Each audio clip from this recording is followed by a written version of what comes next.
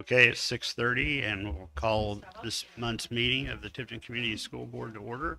I've asked Mr. McNew to lead us all in the pledge. Please stand. I pledge allegiance to the flag of the United States of America and to the republic for which it stands, one nation, under God, indivisible, with liberty and justice for all. Thank you. Next is the approval of tonight's consent agenda items. And I will go through what that entails. Approval of tonight's agenda, approval of minutes from the October 12th regular session, approval of claims for October the 15th, 2021, October the 29th, 2021 payroll claims, and November accounts payable claims, and also the November personnel report, which I will read after we have approval. So I need a motion and a second to approve the consent agenda items. Move to approve the consent agenda. A motion and a second. All in favor, say aye. Aye. Any opposed? Okay. The personnel report, no certified staff this month. Resignation of classified staff, Danielle Schuyler from cafeteria employee at Tipton Middle School, Holly Golden, instructional assistant at the elementary school. Recommendations, Tedessa Moore, second shift elementary custodian, Becky Schulenberg, study table bus driver, James Voss, John Hines, shuttle bus driver, and transfer of Grace Clifford from Tipton County High School or Tipton High School library assistant to Tipton Elementary School library assistant. Susie Voss, transfer from bus aide to special education assistant. And ECA staff, a transfer of Alec Weddle, transfer from freshman boys basketball coach to 7th grade boys basketball coach, and recommendation of Scott Johnson, freshman basketball coach at Tipton High School. Next on the agenda is Dr. Glade's superintendent report. So,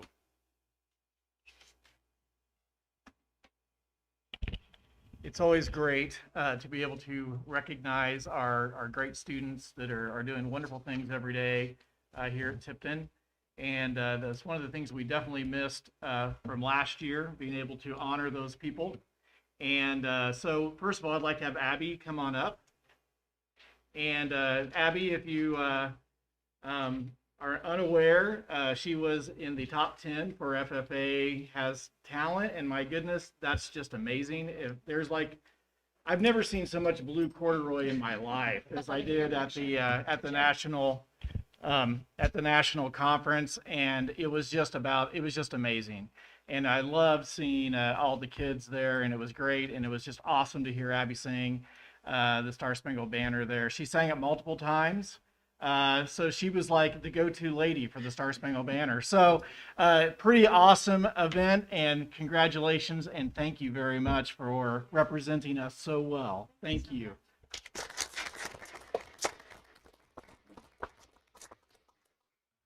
Our next group that we would like to honor would be our Lady Devil Soccer seniors. That's a little bit of an alliteration. And for a sectional three-peat, regional championship, and semi-state qualification. We just want to say congratulations to all of you for doing such a great job, and again, representing Tipton so well. And we certainly appreciate we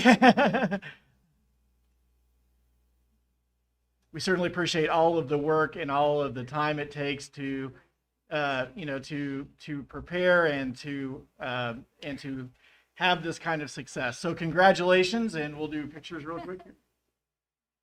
Thank you. You are so good.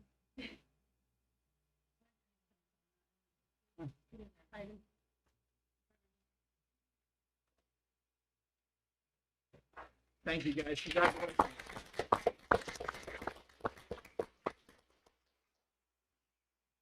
Next, we have Evan Long, and again, for regional qualification and for semi-state qualifying. I do have a video of you running, which, man, you're fast. So that's just amazing. So anyway, congratulations, and looking forward to success here in the near future. And And great job, Evan. And again, thank you for representing Tipton.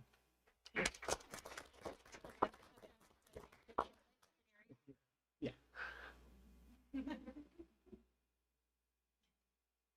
Thank you. Thank you. Good job, Evan.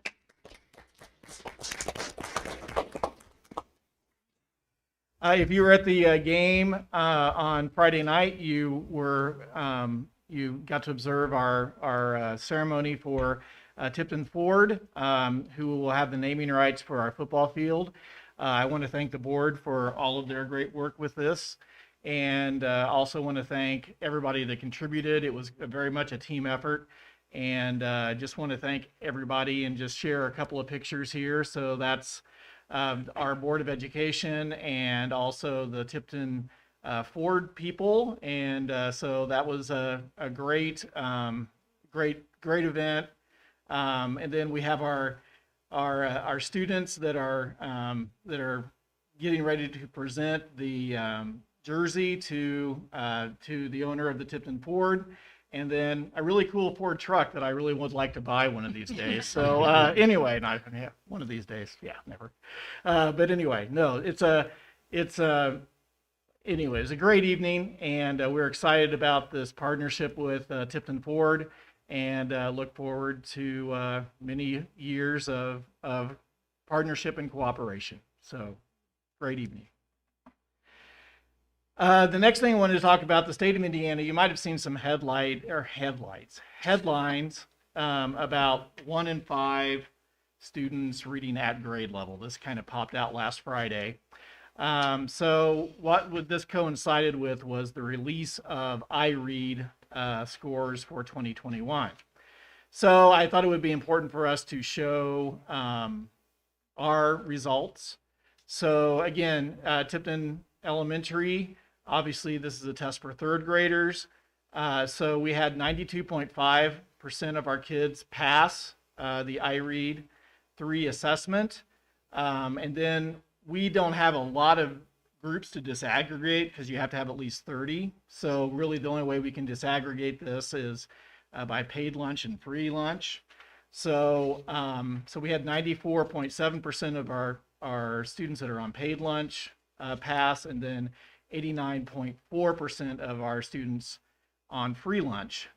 Looking at that data, I was actually pleased. I know that doesn't sound, I mean, we'd never wanted there to be a differentiation, but that is not a significant differentiation. So again, so we're looking at these students that may be, living above or right at the poverty line, and the most of them appear to be doing pretty well as far as the passage of iRead 3. And again, to kind of see where we rank with schools around us, you can just kind of take a look, just try to grab schools that are near us and to see how we look in comparison to them. I'll just give you guys a second to take a look at that.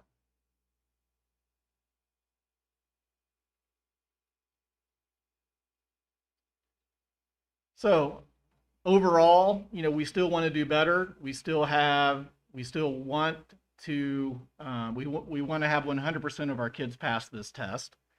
So we have, those goals in mind, and we are working to get to that point. But again, as we're looking at kind of the schools around us, again, we're not in a bad place, actually in a pretty good place, but I know we can do better. The next thing, I noticed that there was some information about an award given for like 25% or more passing the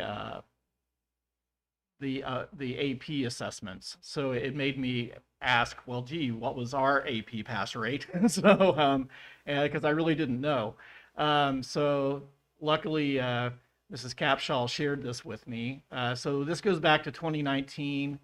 Again, I can't, and I've talked about this before, I cannot express the amazement that I have with our Calculus AB and that pass rate.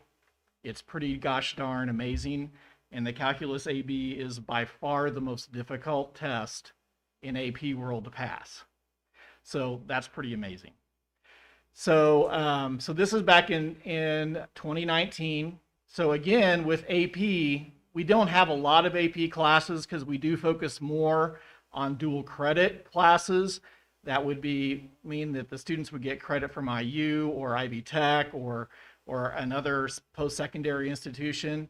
But we still do have some AP classes. So they have to pass the class, and then they have to turn around and pass a test in order to get credit. So typically a 4 or better is accepted by a university, but for some reason AP does a 3 or higher in their calculations. So I'm really not exactly sure what that is about. But anyway, the 4 is really where most of the credit would arrive. So you can actually, a perfect score I believe is a 6. Is that right, Rick? 5, thank you. So as a 5, and so again, these are the students that are, in that upper level. So this is a look at 2019. This is a look at 2020. And again, so we're looking at state average. State average is really high. The flip side to this is kids that are taking an AP assessment are typically going to do pretty well on an AP assessment. So, we've got some work to do there as far as getting those percentages up. For some of these, this is the first year that they've taken the test in 2020, and also it was 2020. So, and if I remember right, that test was taken at home, not in school because we were all locked down.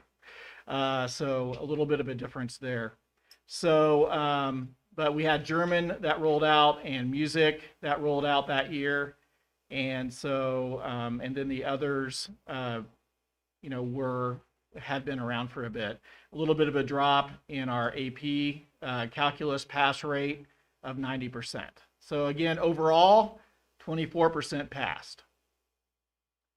2021, so we're at 89%. So this was last spring. 33% of our German, 50% of our music. So as you can see, as we're getting a little bit more familiar with this, we're starting to improve with the assessment.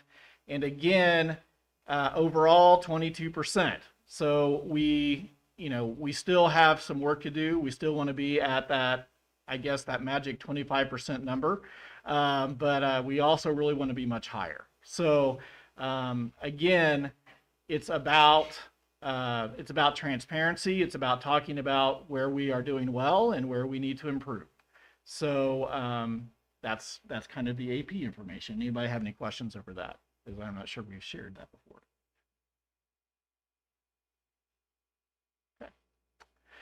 Okay. Covet Dashboard. If you have not seen this yet, it is on our website and is updated every Friday. It actually opens.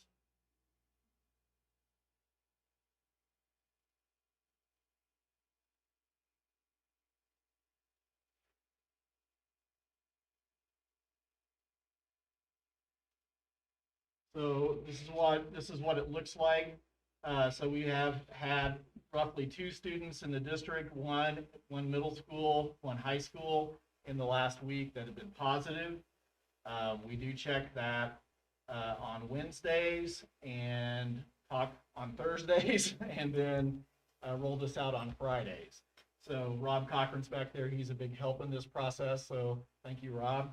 And so anyway, this is how we are monitoring our progress, and is all part of the new COVID plan that you approved last month.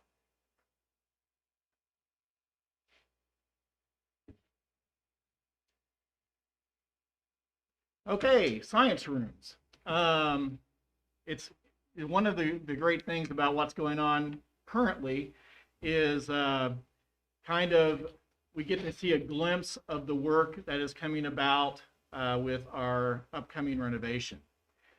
So this is in the back hallway of of the high school. So this would be, this what over here would be the, I'm sorry, this stupid thing never works right. Anyway, on this side, if you're looking at it from my perspective, is our current biology room. Okay, so they will actually gut this whole area and redo the entire area. You'll notice that there's a couple of mechanical room spaces that are within those science rooms. That's really to get the electrical boxes out of the hallway, which is like really scary. And probably not, even though they're all locked and secured, still could be a really dangerous thing. So it is going to, it's going to cost us some additional money, but those will be secured and taken out of the high school. So again, just a safety precaution. Between each room is a prep room. And so as you're looking all the way over here, I guess to my right, that is going to be the chemistry room. And then we have a biology room, we have a general science room, and we have a physics room. Okay. So they will have flexible seating within those spaces, and we'll talk a little bit about what that's going to look like. And currently, our science teachers are working on a survey that the architects have given them to talk about the things that they want, the things they'd like to see in those spaces. So this is a little bit more detail.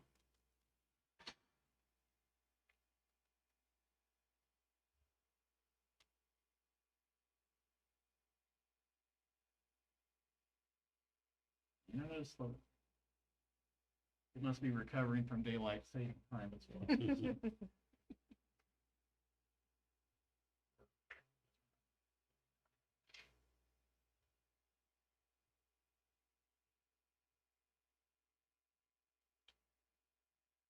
Sorry.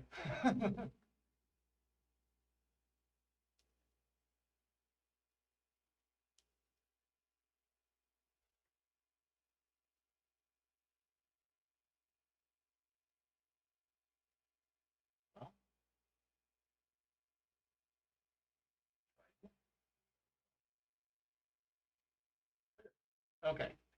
All right. So this essentially what we have here is a rendering of a couple of other science rooms that Schmidt, our architect, has designed. We'll just kind of scroll down here. This is the current science lab, which will be very similar to ours. That is at Greenwood Middle School. You'll notice it's all about flexible seating. So the tables are actually adjustable so that they can be moved to the perimeter of the room in order to do science labs. They also can be stacked so that they can give a full open space if need be. And as you can tell with each station along the edge, you've got a sink, you have gas if you need that, all those different things that you would need for a science lab. So this is what Greenwood Middle School looks like. And then that's their configuration. They actually have kind of a conference room in the middle of their configuration where we just have that prep space. And this is Hammond High School, which is a brand new high school that Schmidt designed. And so again, this is kind of an idea of what our science labs may end up looking like. Again, the adjustable tables. And then the ability to move those tables so that you can actually do labs. So that's just another perspective. And then that's their configuration. This is the table that is adjustable. And they do have stackable chairs that you can put on top. And again, allowing you to have a lot of versatile space within that area. So These are, of course, as always, preliminary, but that kind of gives you an idea of what we're looking at. And again, as our science teachers get more involved in that process, they will that will get a little bit more defined. This will be the first project. Science labs will begin in the spring, maybe early summer, and I'm not exactly sure how long it will take them to get done, but we'll all be in it together. But it will be a super nice area, and we're excited about the possibility. And if you've been in our current science labs, this will be a big upgrade.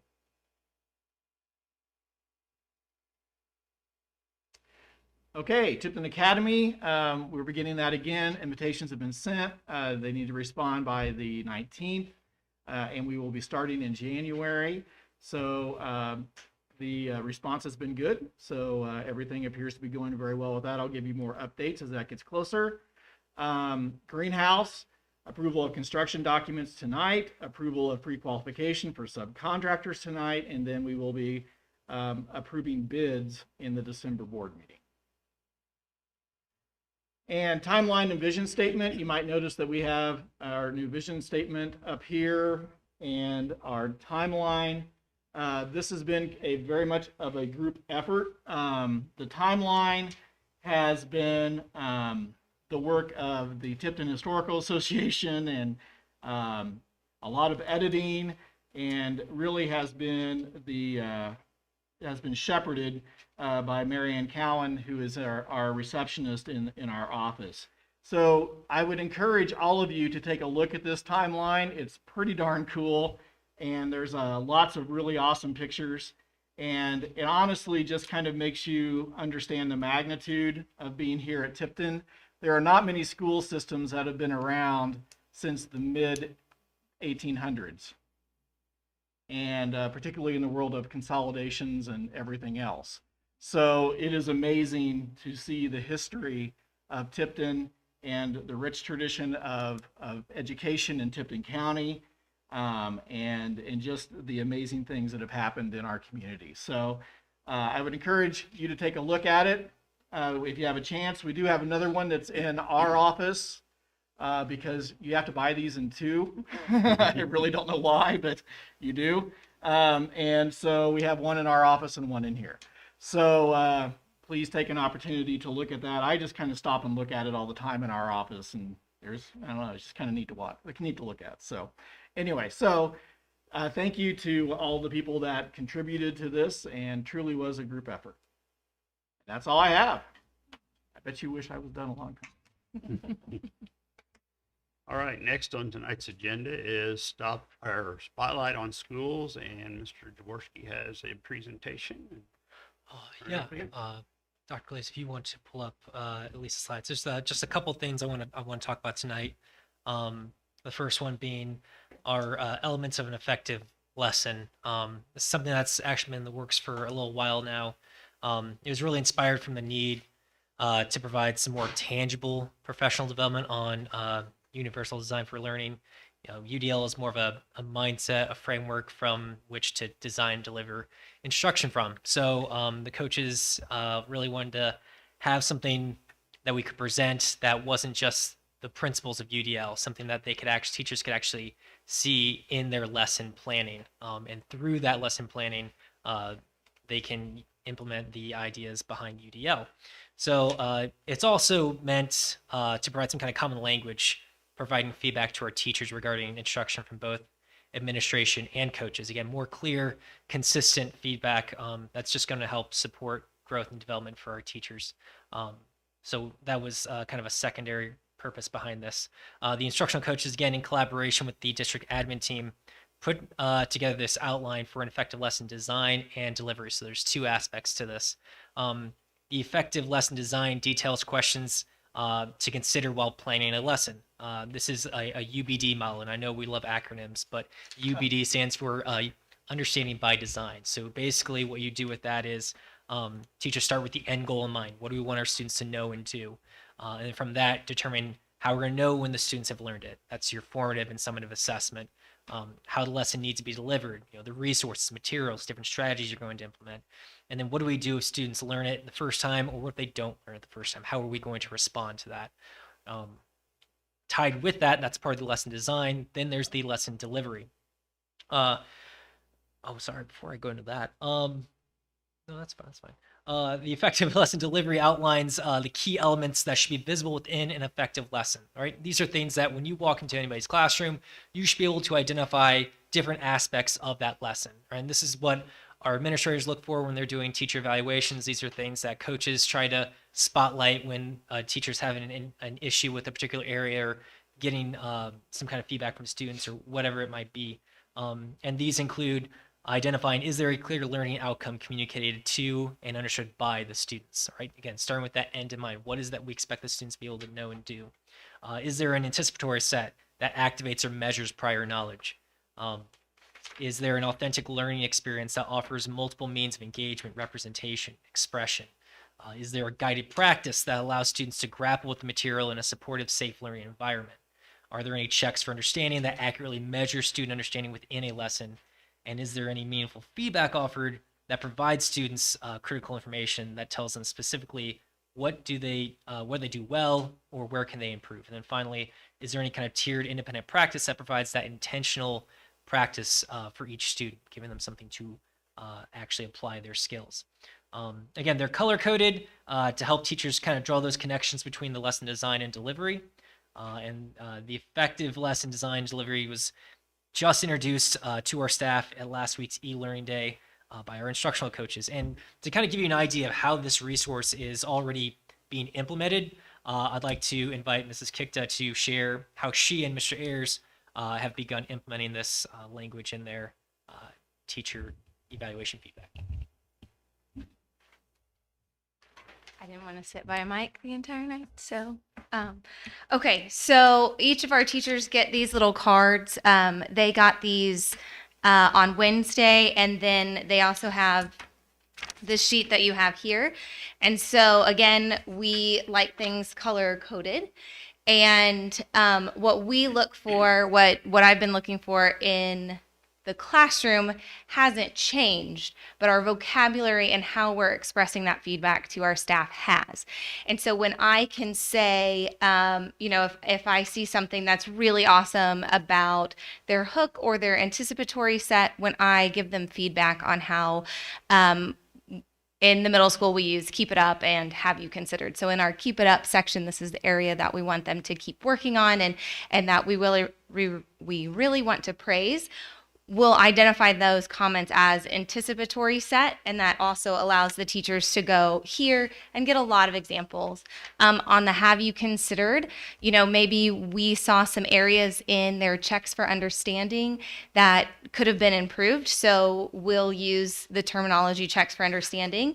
That also links onto the yellow section here on this sheet, and it specifically gives teachers descriptions and examples of how they can do better. And so the teachers have this right away as they're reading through their feedback. And then we can use this as a guide when we have our conversations about those observations. And we've extended this into our long observations where we get to see an entire class period. And then also in those short observations where we're popping in for about 10 to 15 minutes, we always give that feedback. And we've been doing the keep it up and have you considered. Now it's just really nice that we're tying that into some similar vocabulary with these sheets, and then that's linked to some really good resources that they have here. It also ties what we're talking about in our building. It's Bree McDonough and what she can do to support them. So if I put that I need them to work on their checks for understanding, they can go and talk to her about how can I support or how can I improve on my checks for understanding. And that way we're all having that same conversation. So we've been running this for about 2 weeks in the middle school because the administrators got this a little bit early. And we've seen a huge positive response from our staff. They really like how clear and concise this has helped our feedback to become. So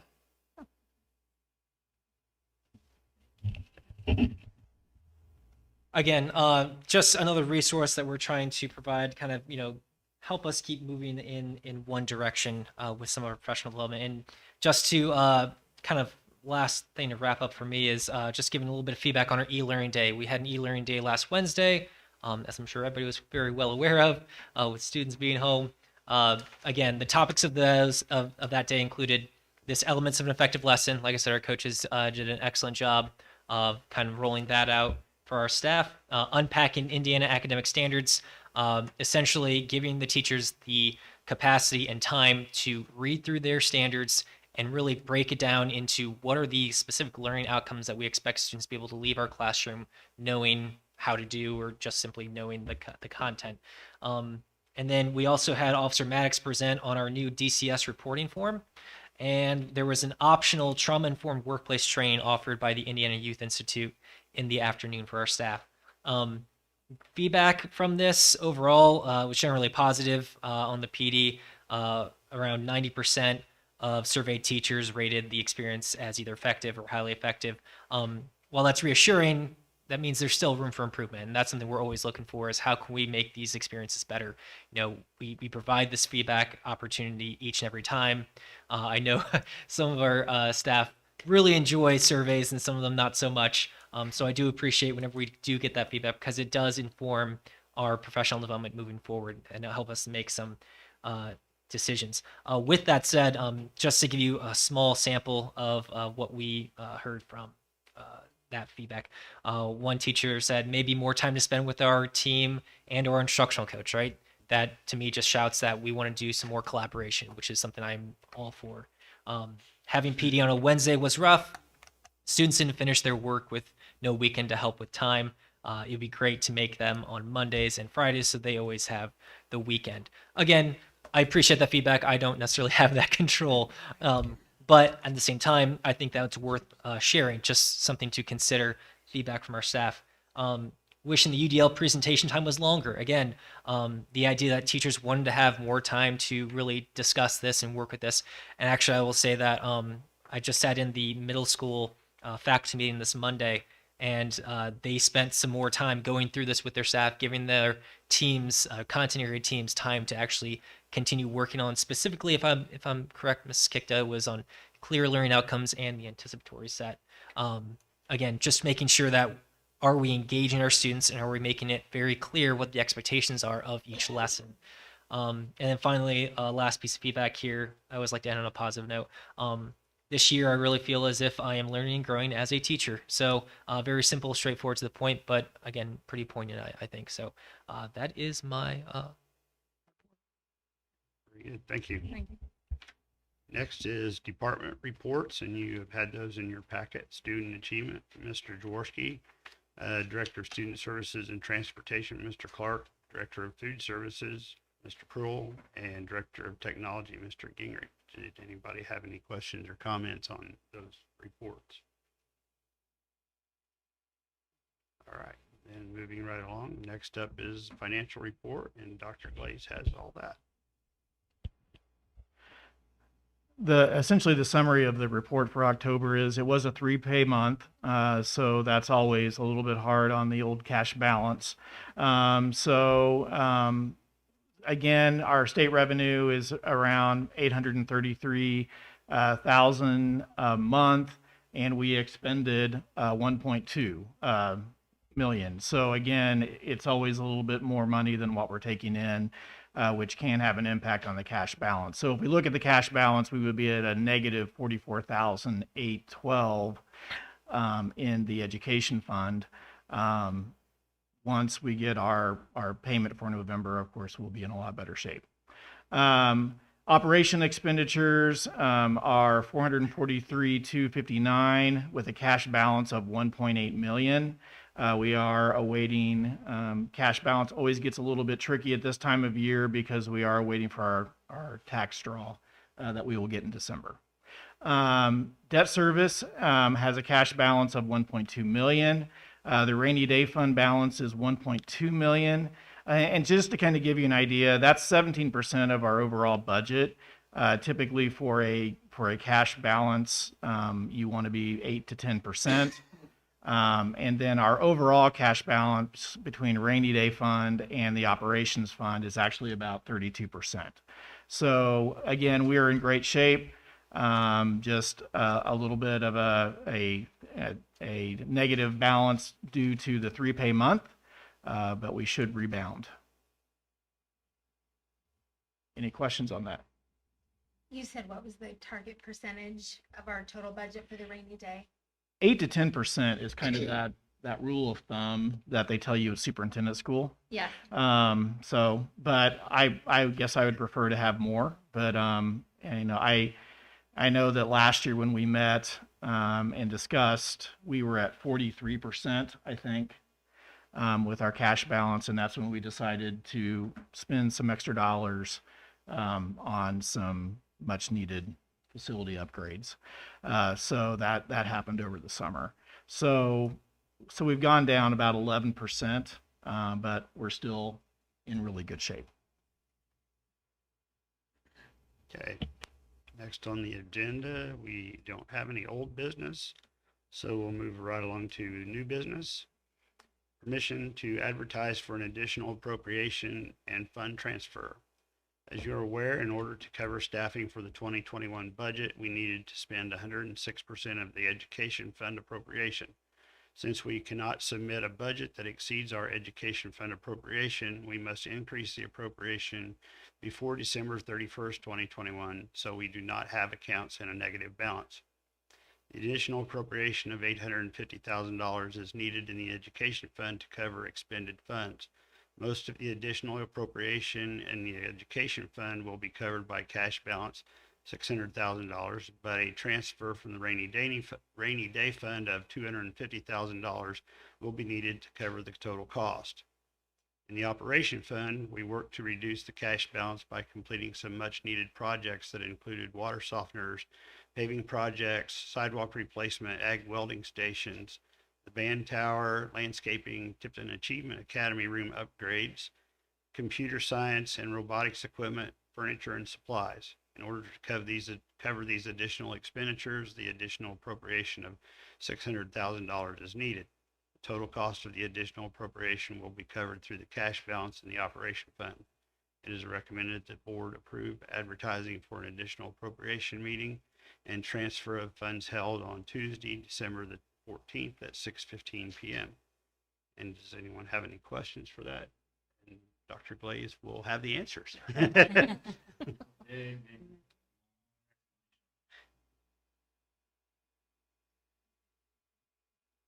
Hearing none, I would entertain a motion and a second to approve the advertising for additional appropriation and fund transfer. So moved. Second that motion. I have a motion and a second. All in favor say aye. Aye. Any opposed? Okay, thank you.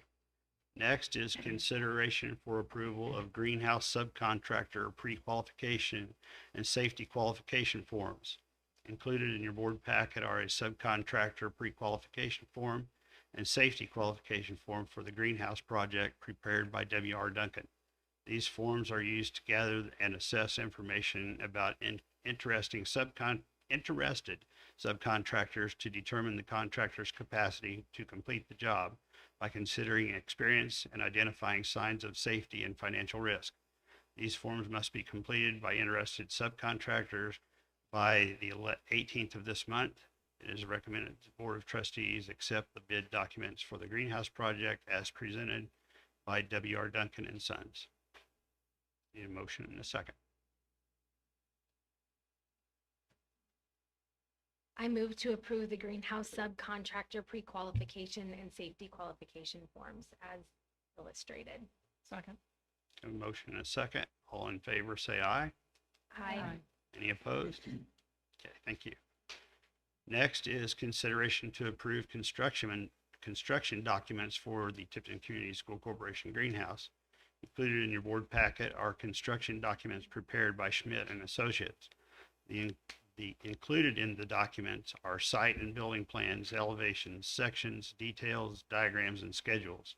It is recommended the Board of Trustees accept the bid documents for a greenhouse project as presented by Schmidt Associates. Documents are linked and you had an opportunity to look those over. Any questions or comments on those? If not, I'd entertain a motion and a second to approve the construction documents for the greenhouse. I move to approve the construction documents for TCSD. Second. Motion and a second. All in favor, say aye. Aye. Any opposed? Thank you. Next is consideration to approve a superintendent's contract. On October 12th, the Board of Trustees held a public hearing regarding extension of the superintendent's contract. In addition, the proposed contract was advertised in the local paper and on the corporation website in accordance with state statute. Fulfilling these requirements, the contract is ready for approval by the Board of Trustees. Any questions or comments? If not, I'd entertain a motion and a second to approve the superintendent's contract. I'll make a motion to approve the superintendent's contract. Second. Motion and a second. All in favor, say aye. Aye. Any opposed? All right, thank you. Next is, that concludes the new business for tonight. And next is other matters to come before the board. Anybody have anything? I've got a couple of things I'd like to talk about. And I've taken some notes to make sure that I don't forget anything. As a board member, I'm sad and disheartened, but as a parent and a community member, I'm pretty sick and tired of hearing about bullying that goes on in our buildings. Dr. Glaze said last spring, very eloquently, that the time for such behavior is over. And 6 months later, I don't know that it's that much better. There's a phrase that we're using called the Tipton Way. Well, it seems to me that the Tipton Way has no room for harassment and bullying. We've got pestering, harassment, intimidation, threats, and in some cases, some physical violence that takes place on our watch. This past month, I've heard from parents who say that their children cry themselves to sleep because they don't want to come to school here because of the bullying in our buildings. I've got parents who have told me that their children make themselves sick every morning because they don't want to come to school here. And I've heard from parents who say that their children have contemplated or even attempted suicide in part of the climate in our buildings. Enough's enough. You know, I would put out to the staff and administration, as a board member, I empower you, do whatever you've got to do to get this fixed, because it's time for it to be over. And to the parents, I highly encourage you, just talk to your kids and explain to them that bullying in any fashion isn't cute, it's not normal, it's not funny, and it's not appropriate, and it needs to stop right now. Now, I also like to end on a positive note, so I've got something else to say. I think it's been interesting the last few weeks since our last board meeting to see 2, 3, 4, 5 schools in the state adopt what either is or is a very close second to our COVID policy. It seems like every day on the news I'm seeing a school system that is just coming out and saying, this is what we're doing, and it's like, well, that's what we're doing here at Tipton. So I think it's important to state that in really no thanks to the State Department of Health, we did our due diligence, and I think we're doing the right thing. And it seems like schools all around the state are now following our lead. So kudos to everybody on the committee who came up with our policy. It was so important to get it right, and I think we did. Thank you. Thank you. Anyone else? All right. Next, advisory committees, facilities and technology will be meeting on November the 15th, and personnel will be meeting on December the 20th.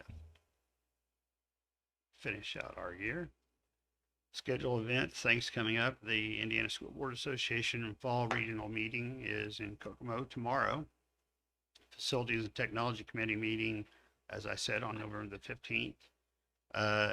IASBO State Conference in Fort Wayne is on November the 17th through the 19th. I believe that's superintendent's, correct? Yeah, business. And of course, Thanksgiving vacation is November the 24th through the 26th.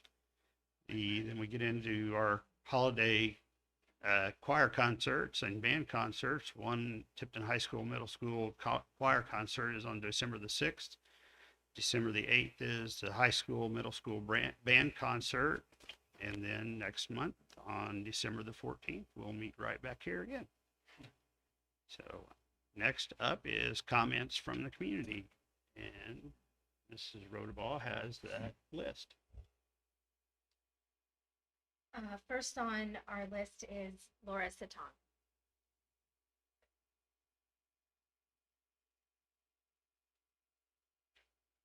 All right, first, just to respond to the bullying things. Yeah, it is a problem. My daughter, she was bullied, but she did what I would hope as a parent other middle school kids would do when they're faced with a friend who expresses suicide ideation and where to go. She spoke to administration, get help.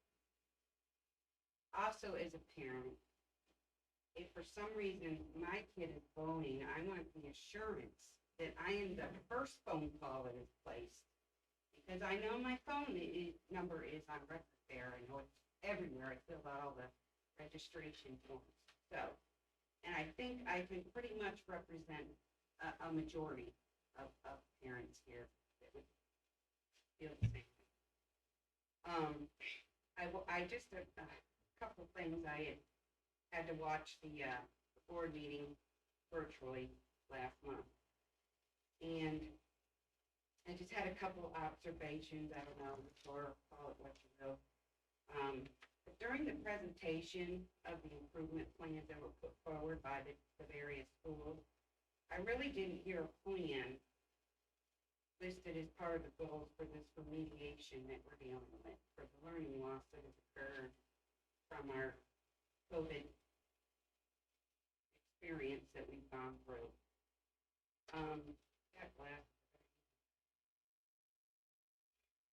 You know, I heard a lot about the goal about improving communication with parents, and I really think that's just kind of where it starts. Dr. Blaze, I'm grateful for you. I'm grateful for Mrs. Kick. I've said it before, and I'll say it 1,000 times.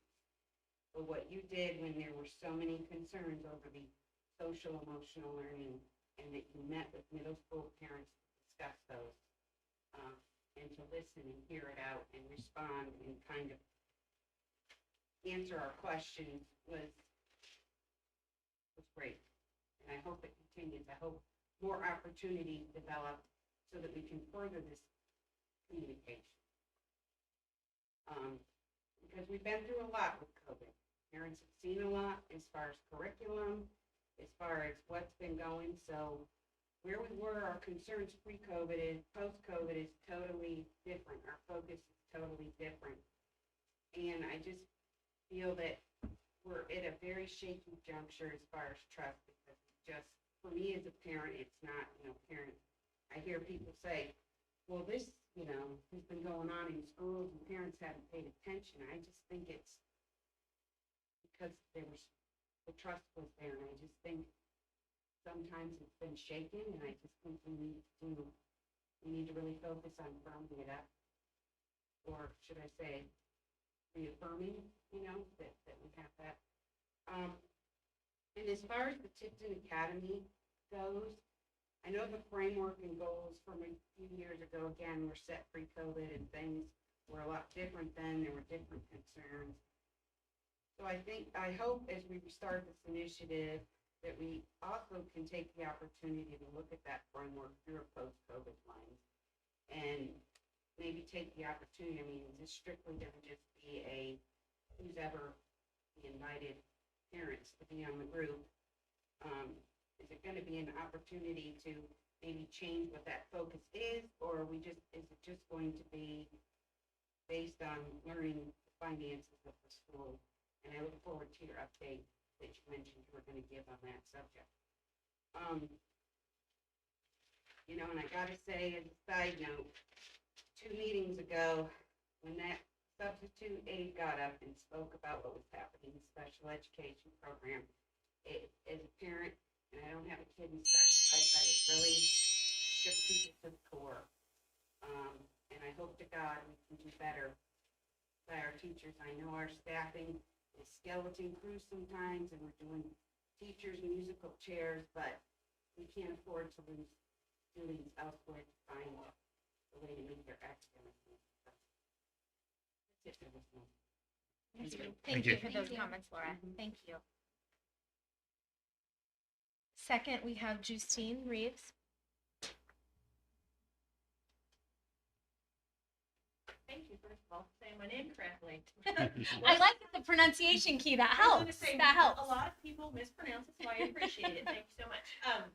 Superintendent Dr. Clay and the Tipton School Board, thank you for the opportunity to address you all this evening. My name is Justine Reed, and I am the chapter chair for Moms for Liberty here in Tipton County. Moms for Liberty is a national organization made up of moms, dads, aunts, uncles, grandparents, and concerned citizens. We seek to empower, educate, and unify parents to fight for the rights of their children in the school system and to have a voice in local government. We're excited to have our lunch meeting this Thursday from 7 to 8:30 p.m. and it's at the Tipton County Foundation with special guest speaker Micah Beckwith. And we, as Moms for Liberty Tipton County, would like to invite all of you and everyone here present tonight to please come out to our lunch meeting. And thank you so much. Thank you. Thank you. Just Justine, what do you think your main goals as a group are? Good. Well, we're going to focus obviously here on the school system here and the school system in Tri-Central. But as far as like specifically what we're looking at, you know, we're interested in hearing what the parents have to say, what they are worried about, trying to help them have a voice, trying to help them, you know, work with you guys, have a better working relationship. So, because I know a lot of school systems, obviously not here, but in nearby counties, you know, parents have been kicked out of meetings. They have virtual meetings now. We're trying to avoid all of that. We're trying to have a good working relationship, trying to do what we can. So, basically that is it. But eventually we would like to, you know, be involved in local government and, you know, one day hopefully be involved in state government. Thank you. All right, thank you. Finally, for questions is Mrs. Millet. Thank you. With no further comments from the community, I would entertain a motion to adjourn. I move to adjourn tonight's meeting. A motion and a second for adjournment. All in favor, say aye. Aye. Any opposed? This meeting is adjourned. Thank you all for coming.